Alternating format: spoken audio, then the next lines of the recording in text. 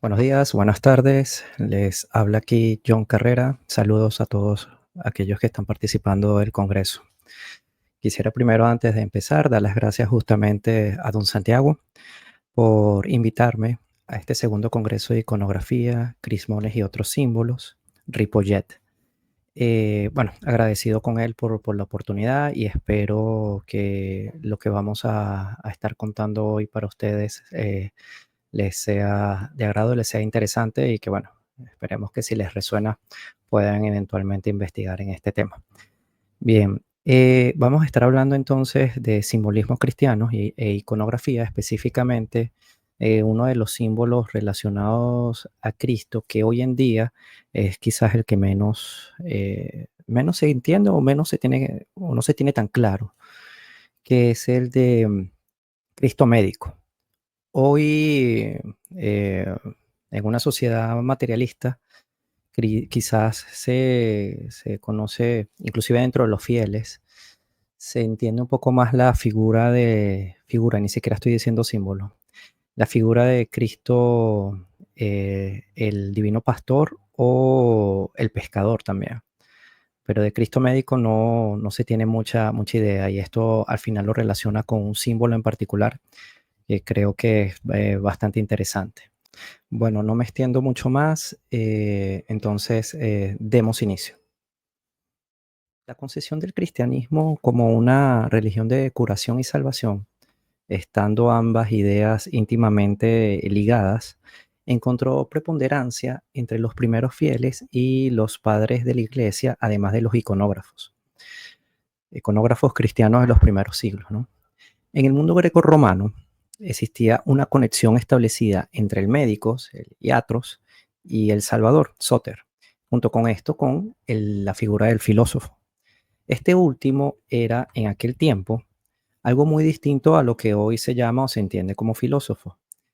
En aquel tiempo donde la fe en el antiguo politeísmo se tambaleaba, mejor dicho, se estaba derrumbando, la filosofía había sustituido en cierto modo a la religión, al menos entre las élites, sobre todo en el Imperio Romano. En el, entonces, en este mundo, el filósofo desempeñaba en cierta medida el papel de director de conciencia, curaba, aliviaba dolores, ayudaba a la gente a soportar enfermedades físicas y trataba y curaba males morales. En el proceso del triunfo de la fe, del cristianismo, los apologistas griegos, nutridos a la vez por la Biblia y por el helenismo, se esforzaron en presentar al Mesías en su perfección como el filósofo, a la vez salvador y médico. Por ejemplo, está el caso de San Justino, que exaltó a Cristo, que curaba a los lisiados, a los sordos, a los cojos, a los ciegos y traía de la muerte justamente a los difuntos. Para San Clemente de Alejandría, el Logos era el reparador universal de las debilidades humanas, el encantador de las almas heridas. Por otro lado, otros apologistas de los primeros siglos, como el caso de San Cipriano y Tertuliano, desarrollaron el mismo tema, mientras que en el caso de San Agustín, el gran santo de Hipona, llamó a Jesús Medicus Magnus Omnipotens Medicut et Salvator Mundi. La arqueología confirma la difusión del motivo de Cristo médico. Una aclamación descubierta en una capilla de la antigua ciudad de Tingat decía: Subveni Christe tu solus medicus, algo así como desciende, oh Cristo, tú el único médico. Y las curaciones milagrosas de nuestro Señor estaban constantemente representadas en las pinturas de las catacumbas y en los sarcófagos de los siglos cuarto y quinto de nuestra era, como las imágenes que mostramos a continuación. Desde el principio, entonces, este tema ha inspirado siempre la liturgia. La noción de Christus Medicus se encuentra en una oración que data al menos del siglo segundo, donde se lee lo siguiente: borrad nuestras imperfecciones por nuestro Señor Jesucristo, tu Hijo único, el Santísimo y médico de nuestras almas. Y, y es- este tipo o esta forma o este entendimiento de Cristo como médico ha seguido alimentando la poesía de los himnos litúrgicos. En otro se nos dice que médico de nuestras almas, cúrame, herido por la espada del pecado, destrozados por mis muchos crímenes, aplica el remedio de tus sabios mandamientos, oh clemente. En este caso, la medicina de Cristo son sus mandamientos. En otros casos, es el ayuno y en otros, sobre todo, son los sacramentos, los que en total constituyen la medicina de la vida eterna. Siguiendo a San Clemente de Alejandría, se refiere al bautismo como el remedio infalible. Pero ante todo, la Eucaristía, o en este entendimiento claramente real, pero simbólico, la Eucaristía es la medicina de la inmortalidad. San Clemente lo llama fármacon Athanasias. El motivo de la Eucaristía como remedio está tan desarrollado como el de la Eucaristía como alimento. En la misa se inspiran las oraciones que preceden y siguen a la comunión, en la que se esboza, como por ejemplo, que la ingestión de tu cuerpo, Señor Jesucristo, no me sirva para juicio ni condenación, sino para sustento y curación del alma del cuerpo. Y después de eso, en el Domini non sumus dignus, es decir, Señor, no soy digno, se cierra con, di una palabra y mi alma sanará. Entonces, todo esto que hemos dicho hasta ahora y los textos que hemos citado subrayan la estrecha y paralela unión entre la curación del alma y del cuerpo. Y esto es importante porque esto rompe cualquier visión dualista, gnóstica dentro del cristianismo. Y es que en muchas ocasiones mismo Cristo afirmó que el mal físico está ligado al mal moral, que la verdadera causa de las enfermedades están en el pecado y es obra de las fuerzas de oposición, en la mayoría de los casos, y lo que se entiende dentro del mundo cristiano como demonios. Y finalmente, que es la fe la que cura y salva, que tiene un doble o una doble consecuencia, una dentro de la limpieza del alma y otra en la salud del cuerpo. Esto es importante, repito, rompe cualquier visión, potencial visión dualista que era muy común entre los gnósticos, donde había un rechazo directo a lo que es el mundo y el cuerpo, y que hoy se reedita lamentablemente en ciertas visiones y ideologías. No voy a entrar en el tema. Continúo.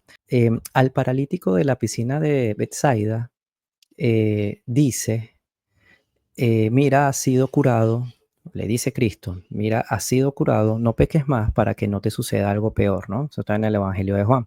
Ahí queda claro en esa frase la relación entre la limpieza del alma, la no presencia del pecado y la salud del cuerpo. Entonces, esta dependencia de la salud con respecto a la vida espiritual explica por qué la medicina tradicionalmente nunca ha sido una ciencia profana, como lamentablemente es hoy y cada vez más se nota su decadencia, ¿no? Sino una ciencia sagrada que forma parte del arte sacerdotal y era prerrogativa de los sacerdotes y de sus ayudantes. De hecho, solo aquel que es el dueño de la vida puede, por sí mismo y por medio de sus representantes, actuar totalmente sobre la vida. Entonces, la conexión entre la habilidad médica y la habilidad sacerdotal, si lo podemos llamar así, se demuestra admirablemente en el hecho de que una imagen tradicional es al mismo tiempo el emblema de la medicina y uno de los símbolos de Cristo Salvador. Y aquí entonces entramos en un punto bastante interesante. ¿A qué símbolo nos referimos? Nos referimos en principio al bastón de Esculapio, el mal llamado muchas veces caducio, que no tiene nada que ver. Pero a qué remitimos exactamente? Al simbolismo de la serpiente. Sí, al simbolismo de la serpiente. Sé que puede haber personas allí pensando, bueno, pero la serpiente siempre se ha entendido, sobre todo para el cristianismo, como un símbolo negativo. No es solamente un símbolo del el mal, también es un símbolo del bien. Inclusive el llamado caduceo, también para los antiguos simbolistas, es un símbolo de Cristo, pero eso es otro tema. Entonces, cuando nos referimos al bastón de Esculapio, estamos hablando de un bastón vertical con una serpiente enroscada a su alrededor. Serpiente que es idéntica a la serpiente de bronce, que es uno de los mayores símbolos de Cristo. Y esto nos relaciona de forma inquietante la relación de Cristo con el símbolo de la serpiente. Aquí vamos. Recordemos que por un instante, ¿no? Esa historia de la serpiente de bronce. Se dice que los hebreos fueron mordidos por serpientes ardientes durante su largo peregrinar por el desierto. Moisés entonces preguntó a Dios qué debía hacer y Dios le ordenó que hiciera una serpiente de bronce y la pusiera delante del pueblo. Y lo que dice más o menos las escritoras es que y Moisés hizo esa serpiente y la puso sobre un asta. Y cuando alguna serpiente mordía a alguno de los hebreos, la persona miraba a la serpiente de bronce, sanaba y vivía, ¿no? Esto es lo que se dice en el libro de Números, capítulo 21, versículo 6, a partir del versículo 6. La serpiente de bronce fue entonces posteriormente colocada en el templo y permaneció hasta allí hasta la época del rey Ezequías, esto de acuerdo al libro de Reyes, ¿no? Entonces, ¿qué es lo que nos quiere decir esto? Que la serpiente entonces, la serpiente de bronce es una profecía de Cristo. Se convierte en un tipo, algunos llaman un signo, no necesariamente, es más un tipo. ¿A qué me refiero aquí? Estoy hablando de tipología, que es desde el punto de vista de la teología, es la correspondencia histórica ordenada por Dios, es decir, que cada profecía se disuelve en dos planos. Se refiere a su vez, a dos sucesos, uno cercano en ese momento del tiempo donde se da la profecía y es lo que se llama el tipo, y el otro lejano, que es en realidad la culminación de la profecía que se llama el antitipo. Por tanto, ya en el Antiguo Testamento se sabía que esta serpiente era en realidad el tipo, es decir, la visión cercana, en este caso el símbolo cercano en ese momento del tiempo, del Mesías o su señal. Y esto se lee en el libro de sabiduría. Quien miró a la serpiente no fue curado por lo que vio, sino por ti, Salvador de los hombres. Y Cristo mismo quiso confirmar este testimonio cuando dijo, como Moisés levantó la serpiente en el desierto, así es necesario que el Hijo del Hombre sea levantado, para que todo aquel que en él cree no se pierda, mas tenga vida eterna. Esto es del Evangelio de Juan, capítulo 3. Esta tipología fue ampliamente explotada en las épocas cristianas posteriores. Estamos hablando de la mal llamada Edad Media, tanto por los padres como en los himnos sagrados y en las imágenes sagradas. De los himnos ya hemos hecho algunos comentarios al principio. Sus líneas de desarrollo están claramente delineadas, en este caso por el mismísimo Tertuliano. Pero también en un himno de laudes se lee lo siguiente. Las benditas llagas de Cristo son fuente de salvación universal, como la serpiente de bronce que curan a los que han sido heridos. Y por otro lado, es Adán de San Víctor quien nos comenta lo siguiente. Él es esta serpiente que devora a las serpientes del faraón. Sobre él, la malicia del dragón no tiene poder. Como tipo de la serpiente de bronce, cura las heridas de la serpiente de fuego. Y vean, allí ya aparece la dualidad del símbolo de la serpiente, ¿no? En este caso como el dragón malvado, como el dragón que es el enemigo, pero también como la serpiente que cura, la serpiente de bronce contra las serpientes de fuego, que es también el enemigo, ¿no? Y ahí aparece claramente la dualidad de la serpiente, que en el medioevo se expuso claramente con el símbolo de la anfisbena, de la cual no vamos a hablar aquí, pero esto es solamente una referencia para que se entienda que quizás el símbolo que presenta la mayor dualidad de por sí es el de la serpiente. todos los símbolos por su carácter, el símbolo posee un doble carácter, ¿no? En cuanto a significado, lo remite a la eternidad y en cuanto a representar algo, lo remite a la contingencia, por ende, por su lado contingente, es dual. Hay una antigua vidriera en la Catedral de Alessón que mostramos a continuación, donde se muestra la serpiente de bronce sobre una cruz en forma de T o de Tao. Hay imágenes análogas en Notre Dame en París y en la Catedral de Bourges en Francia también. Y todas estas tienen ese carácter, ¿no? De presentar a la serpiente de bronce. La de Bourges es particular porque la serpiente se ha convertido o parece más un dragón alado que se presenta en el fuste de la columna, eh, que en esa catedral, entonces da la impresión más bien de que toda la columna es una cruz que lleva a la Santa Víctima. Bien, ahora pasemos a ver un poco de iconografía. Esta iconografía la hemos tomado de los trabajos de Louis Charbonneau-Lacet, que fuera arqueólogo, numismático, heraldista, bueno, tantas cosas, quien vivió entre finales del siglo XIX e inicio del XX, hizo grandes estudios arqueológicos en Francia, y bueno, y pudo estudiar también artefactos y objetos relacionados al simbolismo cristiano y de los primeros siglos, que le llegaban desde España, Italia, Alemania, Inglaterra y otras zonas. Charbonneau tenía la costumbre de que aquel objeto que encontraba o que estudiaba, él siempre hacía una especie de grabado al estilo medieval a navaja sobre madera de imagen inversa, el cual tomaba y colocaba un líquido específico y lo colocaba como un sello sobre sus documentos, ¿no? Y esas imágenes, esas imágenes, esos grabados son los que presento a continuación. Vamos a ir comentando cada uno de ellos. Tenemos aquí primero la representación de la serpiente de bronce de uno de los cuadernos de la Sociedad Hermética Cristiana, la Estrella Interna, una sociedad que data del siglo XV y algunos presumen que todavía continúa el día de hoy. En ella encontramos ensalzada a la cruz o bien al atao, como se muestra en la Biblia, en algunas Biblias, la imagen de la serpiente de bronce.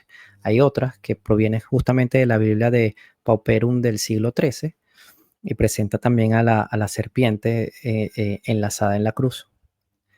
Hay otra imagen muy bonita que tenemos de la gran serpiente de bronce de la Basílica Ambrosiana de Milán, que data del siglo XI aproximadamente.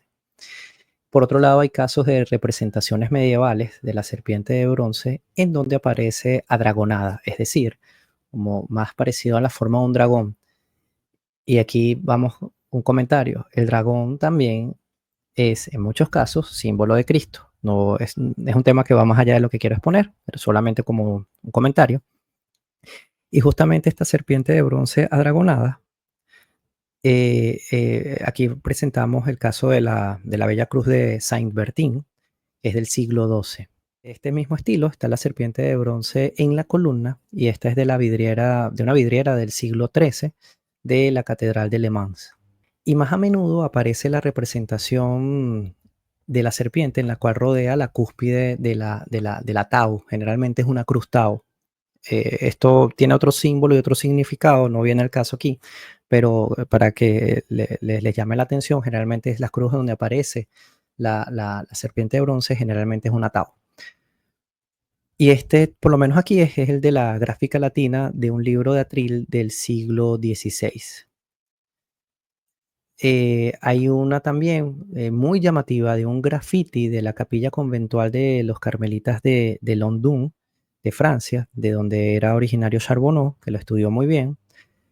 Este grabado en piedra es datado de finales del siglo XV, puede ser incluso mucho más antiguo, y fue realizado por el hermetista hermano Guyot. Era todo un hermetista, dejó unos cuantos otros grafitis en los muros de dicho recinto, que son un compendio de significado simbólico y hermético cristiano bien interesante.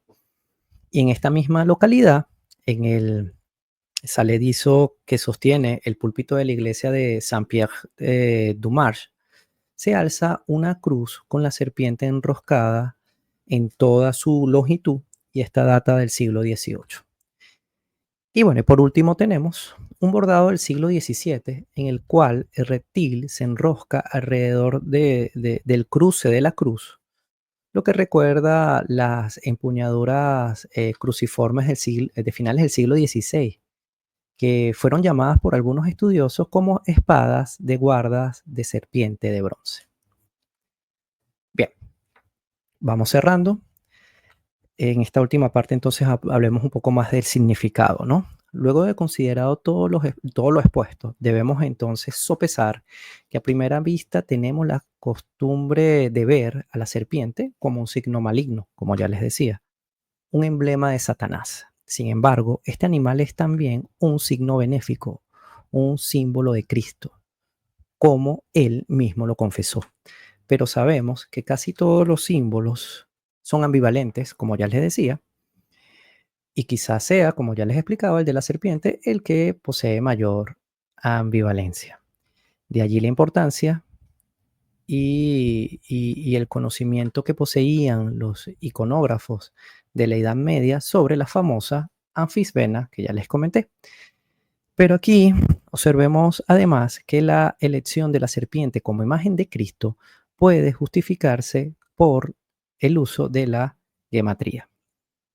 De hecho, las letras de la palabra Naash, que significa serpiente en hebreo, tienen el mismo valor numérico que la palabra Mesías, Cristo, en el mismo idioma. Ambas equivalen o tienen el valor de 358 cuando se suman los valores numéricos que les corresponde a cada letra. Entonces hay una relación directa entre el símbolo de la serpiente y el Mesías. En efecto, cuando se dice, por ejemplo, que la serpiente de bronce era el tipo, como ya les explicaba, de Cristo, se explica algo que ciertamente es así, pero que no se expresa en su completa precisión el por qué se ha elegido a la serpiente y no a otro animal para ser el tipo o señal o signo, me quedo mejor con el primer término, el tipo del Mesías, de Cristo, lo cual es esencial, ¿no? Saber verdaderamente al final por qué eso. Por tanto, entonces es necesario profundizar en la tipología y explicarla mediante el simbolismo. Entonces, aquí necesitamos considerar que el tipo no solo, o al tipo en este caso, no solo en el contexto bíblico, sino también en su uso y significado universales, en los símbolos de corte universal. Entonces, contemplemos la tipología de la serpiente de bronce comparándola también con el árbol del paraíso terrenal y el de la Jerusalén celeste.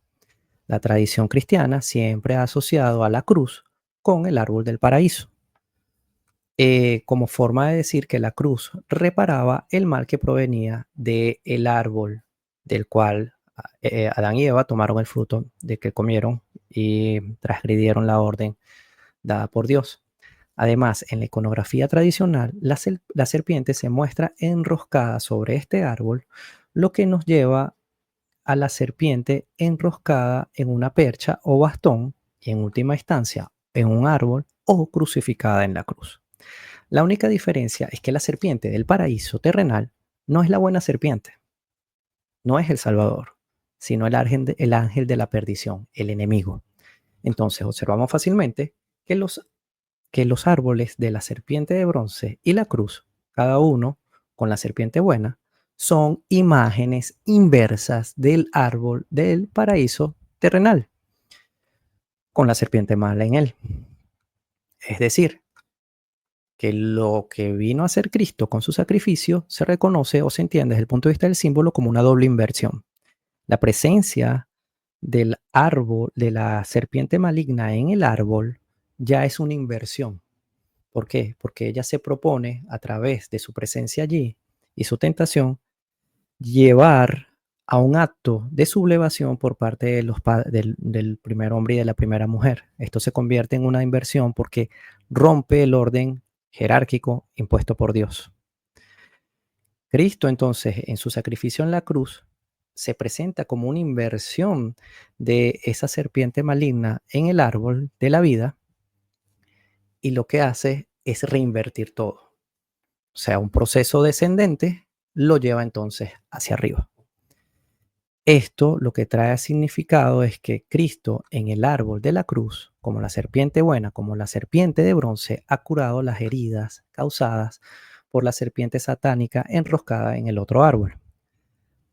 Representaciones de esto tenemos varias, como en el caso del anillo romano de cristal del siglo IV y siglo V, en el cual se muestra a la serpiente sobre una cruz con apariencia de árbol, que con sus brazos forma el monograma de Cristo. Y por debajo está la frase o aparece la palabra salus, que significa salud. Tenemos otros casos en donde la cruz es representada abiertamente como un árbol, como esta del poblado de Pochetiers en Maine, en Francia, del siglo XVIII. Sin entrar en comentarios a profundidad, hasta el caso de obras de arte sin igual, como el Árbol de la Vida, un fresco atribuido al Giotto del siglo XIV. Entonces, en este mismo tema, por último, tenemos una escultura galofranca, específicamente merovingia, de la iglesia de Puy del siglo V, en la cual vemos a la serpiente enroscada alrededor del árbol de la vida, entre dos cruces de altar. Entonces, ahora podemos explicar el significado de la serpiente en estos símbolos complejos. La serpiente enroscada alrededor de un eje, en este caso el árbol, un poste, que pueden o simbolizan el ciclo de existencia en relación con el eje inmóvil que representa al principio supremo, al ser supremo. Recordemos que un eje, si vemos una rueda girando, el eje no se ve, se intuye, se sabe que está allí, porque el giro de la rueda se está dando alrededor de un centro. Es similar, en este caso, a través del símbolo del árbol, el símbolo del bastón. Se refiere entonces el eje como al principio supremo, invisible en el mundo material. Este símbolo puede interpretarse como el movimiento de la vida universal, donde el camino puede ser recorrido por un ser humano en dos direcciones, una hacia lo celestial, que representa la redención y la salvación a través de Cristo, y otra hacia lo infernal, que representa la caída y la condenación, simbolizada por la figura del enemigo Satanás. Estamos hablando aquí de dos trascendencias. No porque algo esté más allá de lo natural, del mundo natural, quiere decir que sea bueno. Hay una trascendencia hacia lo alto y hay una trascendencia hacia lo bajo, y este símbolo lo expone claramente. Así encontramos un doble simbolismo en la serpiente. Por un lado, representa la redención que se encuentra en Cristo, y por otro, el peligro del pecado y la separación de Dios. Entonces, para cerrar, todas estas consideraciones nos permiten comprender por qué la serpiente enroscada en el árbol o en el bastón es a la vez un emblema de la medicina y un símbolo de Cristo, quien es el Salvador y el médico de los hombres. En el nivel de la existencia corporal, la espiral representada por la serpiente puede interpretarse como las corrientes de vida que fluyen a lo largo del eje que el hombre posee, que en este caso es la columna vertebral. Corrientes que, según su buen funcionamiento y equilibrio, condicionan la salud, y esto para nadie es un secreto. Este aspecto de la espiral es el que representa el bastón de Esculapio, emblema de la medicina, cuya función es actuar sobre las fuerzas vitales, siempre reconociendo su conexión con un sentido más profundo. Este sentido superior pertenece esencialmente a Cristo, quien es la palabra universal y el Maestro y Señor de la vida, que además, como sumo sacerdote, es el único médico verdadero, tal como menciona la inscripción de Tingat que hablábamos al principio, en la que se le saluda como sacerdote supremo, el único médico verdadero, siendo entonces médico de las almas y de los cuerpos y del hombre como una totalidad. Bueno, esto era lo que quería compartirles el día de hoy. Muchísimas gracias por su tiempo y les mando un cálido saludo más allá de ultramar. Muchas gracias. Hasta luego.